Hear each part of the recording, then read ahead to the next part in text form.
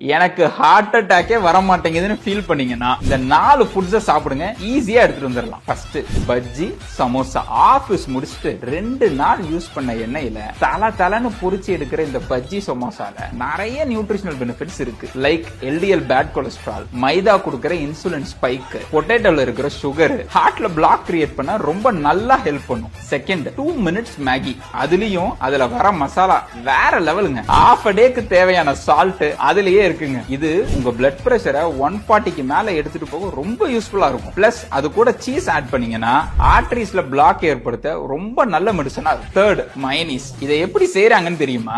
1 litre எண்ணெயில 2 egg போட்டு garlic mix பண்ணா மைனஸ் ரெடி. இப்ப பாத்தீங்கன்னா 1 டேபிள் ஸ்பூன்ல 10 கிராம்ஸ் ஃபேட் இருக்கு. சோ இது கூட நீங்க எடுக்கிற ஃபுட்ஸ் எல்லாமே லாங் டேர்ம்ல ஆர்டரிஸை டேமேஜ் பண்ணி பிளாக் growthக்கு ரொம்ப ஹெல்ப் பண்ணும். லாஸ்டா இந்த பீஸா பர்கர் வாங்கும்போது கோ ஃபார் காம்போஸ். அதுவும் இந்த cheese burst, coke with french fries எல்லாம் நல்ல ஆப்ஷன்ஸ்ங்க. அப்பதான் நான் மேல சொன்ன எல்லாத்தையும் ஒரே டைம்ல உங்களால எக்ஸ்பீரியன்ஸ் பண்ண முடியும். அவ்வளவுதாங்க மேட்டர். ஹார்ட் அட்டாக்கை ஈஸியா எடுத்து வந்துடலாம். அண்ட் இதை அச்சீவ் பண்றதுக்கு இதையெல்லாம் தீயா சாப்பிடுற ஒரு ஃப்ரெண்டுக்கு இதை ஷேர் பண்ணுங்க.